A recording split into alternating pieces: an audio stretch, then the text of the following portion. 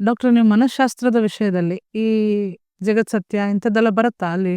ಇದೆಲ್ಲ ಮ್ಯಾಟರ್ ಆಗುತ್ತಾ? ಅಥವಾ ನಮ್ಮ ಮಾನಸಿಕ ಸಮಸ್ಯೆಗಳಿಗೆ ಇದೆಲ್ಲ ಏನು ಹೆಚ್ಚು ಉಪಯೋಗ ಆಗಲ್ಲ ಜಗತ್ ಸತ್ಯ ಆಗಿದ್ರೇನು, ಅಲ್ಲದೆ ಹೋಗಿದ್ರೇನು, ಇದೆಲ್ಲ ಏನು ನಮಗೆ ಸಂಬಂಧ ಇಲ್ಲ ಅಂತಾನೋ? ಅಥವಾ ಇದೆಲ್ಲ ಉಪಯೋಗ ಇದೆಯಾ ಅಲ್ಲಿ? ಖಂಡಿತ 2 ಆಯಾಮದಲ್ಲಿ ಇದಕ್ಕೆ ನೋಡ್ಬೋದು. ಜಗತ್ ಸತ್ಯ ಅನ್ನೋದನ್ನು ಯಾಕೆ ನಾವು ತಿಳ್ಕೋಬೇಕು ಅನ್ನೋದನ್ನ, ಮಾನಸಿಕ ಆ, ಹ್ಮ್, ಆರೋಗ್ಯ ಅಥವಾ ಅನಾರೋಗ್ಯ ದೃಷ್ಟಿಯಲ್ಲಿ ನೋಡೋದಾದ್ರೆ, ನಾನಾಗಲೇ ಸ್ಕಿಜೋಫ್ರೀನಿಯಾ ಬಗ್ಗೆ ಹೇಳ್ತಾ ಇದ್ದೆ. ಅಲ್ಲಿ ಹೊರಗಿನ ಪ್ರಪಂಚ ಹೇಗಿದೆ ಅದನ್ನವರು ಅದೇ ರೀತಿ ತಿಳ್ಕೊಳ್ಳೋದಿಲ್ಲ. ಯಾರು ಇಲ್ದೇ ಇರೋರ ಜೊತೆ ಮಾತಾಡ್ತಿರ್ತಾರೆ, ಅವ್ರ ಜೊತೆ ವ್ಯವಹಾರ ಮಾಡ್ತಿರ್ತಾರೆ. ನನ್ನೊಬ್ಬ ಕ್ಲೈಂಟ್ ಇದ್ರು. ಅವ್ರಿಗೆ ಮದ್ವೆನೇ ಆಗಿಲ್ಲ. ಆದರೆ ಅವ್ರಿಗೆ ಮದ್ವೆ ಆಗಿದೆ ಅಂತ ಭ್ರಮೆ. ಮತ್ತೆ ಅವ್ರ ಭ್ರಮೆ ಹೇಗೆ ಅಂದ್ರೆ, ನನಗೆ ಮದ್ವೆ ಆಗಿದೆ, ನನಗೊಂದು ಮಗು ಇದೆ, ಆದ್ರೆ ನನ್ನ ಹೆಂಡತಿ ಮಗು ದೂರ ಇದ್ದಾರೆ, ನನ್ನಿಂದ ದೂರ ಮಾಡ್ಬಿಟ್ಟಿದ್ದಾರೆ ಅಂತ ಹೇಳಿ ಅವ್ರು ಎಷ್ಟರ ಮಟ್ಟಿಗೆ ಅವ್ರಿಗೆ ಭ್ರಮೆ ಇತ್ತು ಅಂದ್ರೆ, ಪ್ರತಿ ದಿವಸ ಅಂಗಡಿಗೆ ಹೋಗಿ ಒಂದು ಚಾಕ್ಲೇಟ್ ತಗೊಂಡು ಪಾರ್ಕಲ್ಲಿ ಕೂತ್ಕೊಂಡು ನನ್ನ ಮಗ ಬಂದ ಈ ಚಾಕ್ಲೇಟನ್ನು ತಗೊಂಡು ಹೋದ ಅನ್ನೋಷ್ಟು ಅವರಿಗೆ ಅದ್ರ ಬಗ್ಗೆ ವಿಶ್ವಾಸ. ಈ ಕಾಯಿಲೆ ಮೂಲ ಯಾವುದು ಅಂದ್ರೆ ಅವ್ರಿಗಿರೋ ಭ್ರಮೆ, ಇಲ್ಲದೆ ಇರೋದನ್ನ ಇದೆ ಅಂತ ತಿಳ್ಕೊಂಡು ನಡೆಯುವಂಥ ಭ್ರಮೆ. ಅದೇ ರೀತಿ ನಾವು ಇಡೀ ಜಗತ್ತನ್ನ, ಇರುವಂಥ ಜಗತ್ತನ್ನ ಇಲ್ಲ ಅಂತ ನಾವು ತಿಳ್ಕೊಳ್ತಾ ಮುಂದಕ್ಕೆ ಹೋದ್ರೆ ನಾವು ಎಲ್ರಿಗೂ ಒಂದು ಭ್ರಮನೆ ರಸನ ಆಗುತ್ತೆ ಕೊನೆಗೆ. ನಾನು ಇಷ್ಟೆಲ್ಲ ಮಾಡಿದೆ ಆದ್ರೆ ಜಗತ್ತೇ ಇಲ್ಲ ಅಂತ ಹೇಳ್ತಿದಾರಲ್ಲಪ್ಪ ಅಂತ ಹೇಳಿ. ಇದರಿಂದಾಗಿ ಮನಸ್ಸಿಗೆ ವ್ಯಾಕುಲ ಆಗುತ್ತೆ ಹೊರತು, ಮನಸ್ಸಿಗೊಂದಷ್ಟು ನೋವಾಗುತ್ತೆ, ದುಃಖ ಆಗುತ್ತೆ ಹೊರತು, ಖಂಡಿತ ಜಗತ್ತು ಸುಳ್ಳು ಅಂತ ಉಪಾಸನೆ ಮಾಡೋದ್ರಿಂದ ಯಾರಿಗೂ ಮನಸ್ಸಿಗೆ ನೆಮ್ಮದಿ ಅಂತೂ ಖಂಡಿತ ಸಿಗೋದಿಲ್ಲ. ಯಾಕೆಂದ್ರೆ ಅದೊಂದು ಮನೋರೋಗದ ಲಕ್ಷಣ, ಜಗತ್ತು ಇಲ್ಲ ಅಂತ ಹೇಳೋದು.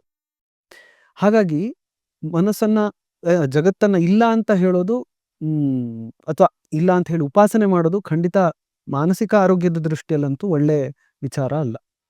ಇನ್ನು 2ನೇ ಥರದಲ್ಲಿ ಹೇಳೋದಾದ್ರೆ, ಪ್ರತಿಯೊಬ್ಬ ಮನುಷ್ಯನ ಅಸ್ತಿತ್ವ ಏನು, ಯಾಕೆ ನಾವೆಲ್ಲ ಜೀವನ ಮಾಡ್ತಾ ಇದೀವಿ ಅಂತ ಒಬ್ಬ ಸೈಕಾಲಜಿಸ್ಟ್ ಅನ್ನ ನೀವು ಕೇಳೋದಾದ್ರೆ, ಅವ್ರು ಏನ್ ಹೇಳ್ತಾರೆ ಅಂತಂದ್ರೆ, ನಾವೆಲ್ಲ ಯಾಕೆ ಬದುಕಿದೀವಿ ಅಂತಂದ್ರೆ ನಮ್ಗೆಲ್ರಿಗೂ ಒಂದು ಜೀವನದಲ್ಲಿ ಲಕ್ಷ್ಯ ಇದೆ, ಒಂದು ಗುರಿ ಇದೆ. ಆ ಗುರಿಯನ್ನ ಸಾಧಿಸೋಕ್ಕೋಸ್ಕರ ನಾವು ಬದುಕಿರೋದು ಅಂತ. ಅದನ್ನ ಪರ್ಪಸ್ ಇನ್ ಲೈಫ್ ಅಥವಾ ಮೀನಿಂಗ್ ಇನ್ ಲೈಫ್ ಅಂತ ಕರೀತಾರೆ. ವಿಕ್ಟರ್ ಫ್ರಾಂಕಲ್ ಇದ್ರ ಬಗ್ಗೆ ತುಂಬಾ ಅಧ್ಯಯನ ಮಾಡಿದ್ದಾರೆ. ಅವ್ರದಲ್ಲಿ ಬೇಕಾದಷ್ಟು ಪುಸ್ತಕಗಳಿದೆ.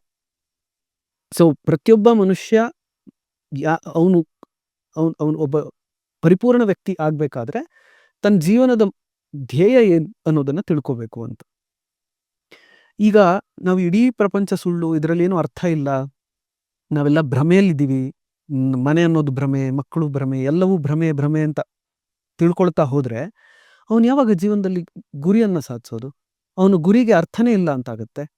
ಆದ್ರಿಂದ ಜೀವನಕ್ಕೆ ಒಂದು ಅರ್ಥ ಸಿಗ್ಬೇಕಾದ್ರೆ, ಗುರಿ ಸಿಗ್ಬೇಕಾದ್ರೆ, ಅದಕ್ಕೊಂದು ಅದರಿಂದ ನನಗೊಂದು ಸುಖ ಸಂತೋಷ ಸಿಗ್ಬೇಕಾದ್ರೆ ನನಗೆ ಅದು ಸತ್ಯ ಅಂತಲೇ ತಿಳ್ಕೊಬೇಕು ನಾನು. ಇಲ್ಲಾಂದ್ರೆ ಅದು ಪ್ರಯೋಜನನೇ ಇಲ್ಲ.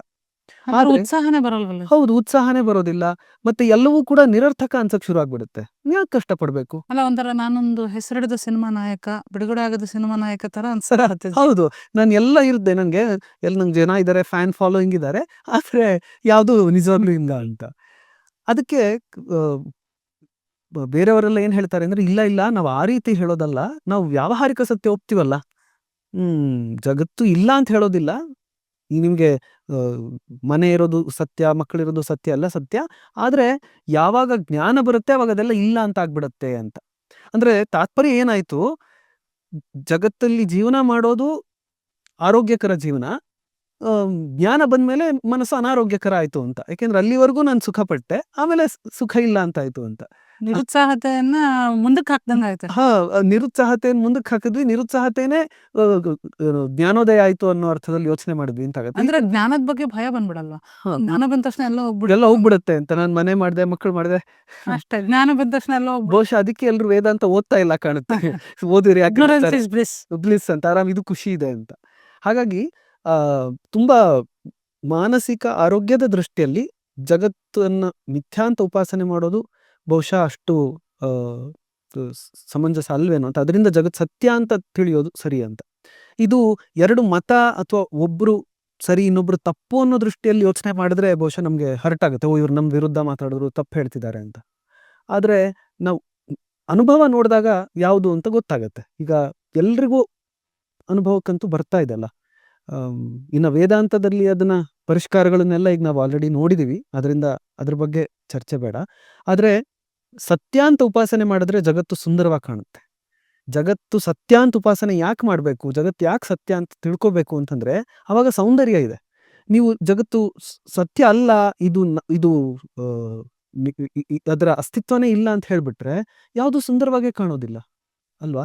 ಈಗ ನಾನು ಬಟ್ಟೆ ಹಾಕ್ಕೊಂಡು ಕನ್ನಡಿ ಮುಂದೆ ನಿಂತ್ಕೊಂಡು ನೋಡ್ಕೊಂಡಾಗ ಚೆನ್ನಾಗಿದೆ ಅಂತ ನಾನು ಖುಷಿ ಪಡ್ತೀನಿ, ಆನಂದ ಪಡ್ತೀನಿ. ನಾನು ಬಟ್ಟೆ ಹಾಕೊಂಡಿದ್ದೆ ಸುಳ್ಳು ಅಂತ ಆಗ್ಬಿಟ್ರೆ, ನನಗೆ ಬಂದ ಪದವಿ ಸುಳ್ಳು ಅಂತ ಆಗ್ಬಿಟ್ರೆ ಅಲ್ಲಿ ಸುಖ ಎಲ್ಲಿ ಬಂತು ಕೊನೆಗೆ? ಮತ್ತೆ ಮುಂದೆ ಪ್ರಶ್ನೆ ಬರುತ್ತೆ ಅದ್ರ ಮೇಲೆ, ಈ ಅಂಥ ಸುಖ ತಪ್ಪು, ನಾವು ಆಂತರಿಕ ಸುಖಕ್ಕೆ ಹೋಗ್ತೀವಿ ಅಂತೆಲ್ಲ ಹೇಳ್ತಾರೆ. ನಮ್ಮ ಶುರು ಆಗಿದ್ದೆಲ್ಲ ಆಂತರಿಕ ಮತ್ತೆ ಅಲ್ಲಿಗೆ ಹೋಗ್ತೀವಿ. ಮತ್ತೆ ಆದ್ರಿಂದ ಜಗತ್ತನ್ನ ಸತ್ಯ ಅಂತ ಉಪಾಸನೆ ಮಾಡೋದು ಯಾಕೆ ಅಂತಂದ್ರೆ ನಮ್ಮ ಮಾನಸಿಕ ಆರೋಗ್ಯದ ದೃಷ್ಟಿಯಿಂದ ಬಹಳ ಮುಖ್ಯ ಅನ್ನೋದು ಒಂದು. ಇನ್ನೊಂದು ನಂಗೆ ತುಂಬಾ ಹತ್ತಿರವಾದ ವಿಷಯ ಏನಂತಂದ್ರೆ, ಈ ಜಗತ್ತು ಸತ್ಯ ಯಾಕೆ ಒಪ್ಬೇಕು ಅಂತಂದ್ರೆ ನಾವೆಲ್ಲ ಇಲ್ಲಿ ಬೇರೆ ಬೇರೆ ಕಾಣ್ತೀವಿ. ನಾವು ಬೇರೆ ಬೇರೆ ಕಾಣೋದಕ್ಕೊಂದು ಅರ್ಥ ಇಲ್ಲದೆ ಆಗ್ಬಿಡುತ್ತೆ. ಈಗ ನನಗೇನೋ ಗೊತ್ತಿದ್ದನ್ನು ನಾನು ಹೇಳ್ತಾ ಇದ್ದೀನಿ, ನಿಮ್ಗೆ ಗೊತ್ತಿದ್ದನ್ನು ನೀವು ಹೇಳ್ತಾ ಇದ್ದೀರಿ. ಈಗ ನಾವೆಲ್ಲ ಸುಳ್ಳು ಅಂತಾದ್ರೆ ನಾವು ನಮ್ಮ ವಿಚಾರ ವಿನಿಮಯಕ್ಕೆ ಅರ್ಥವೇ ಇಲ್ಲ ಅಂತ ಆಗ್ಬಿಡುತ್ತೆ. ಅದರಿಂದ ನಮ್ಮಲ್ಲಿರೋ ಈ ವಿಶೇಷತೆಯನ್ನ ಅರ್ಥ ಮಾಡ್ಕೊಂಡು ಅದನ್ನ to celebrate difference, to celebrate diversity, ಆಹಾರದಲ್ಲಿ, ವಿಹಾರದಲ್ಲಿ, ನಮ್ಮ ಆಚಾರ ವಿಚಾರ ಎಲ್ಲದರಲ್ಲೂ ಡೈವರ್ಸಿಟಿ ಕಾಣ್ತಾ ಇದೆಯಲ್ಲ, ಆ ಡೈವರ್ಸಿಟಿಯನ್ನು ಸೆಲೆಬ್ರೇಟ್ ಮಾಡ್ಲಿಕ್ಕಾದ್ರೂ ನಾವು ಜಗತ್ತನ್ನ ಸತ್ಯ ಅಂತ ತಿಳ್ಕೋಬೇಕು ಅಂತ ನನಗೆ ಅನ್ಸುತ್ತೆ. ವಿವಿಧತೆಯನ್ನ ಭೂಷಣವಾಗಿ ಮಾಡೋ ಥರದ್ದು ಜಗತ್ ಸತ್ಯ. ಖಂಡಿತ. ಇಲ್ಲ ಅಂತಾದ್ರೆ ವಿವಿಧತೆಗೆ ಅರ್ಥನೇ ಇಲ್ಲ ಅಂತ ಆಗುತ್ತೆ, ನಮ್ಮ ಅಸ್ತಿತ್ವಕ್ಕೆ ಅರ್ಥ ಇಲ್ಲ ಅಂತ ಆಗುತ್ತೆ. ಜೀವನಕ್ಕೆ ಒಂದು ಶೋಭೆ ಕೊಡೋದೇ ಈ ಜಗತ್ ಸತ್ಯತ್ವವನ್ನ ಅರ್ಥ ಮಾಡ್ಕೊಂಡ್ರೆ.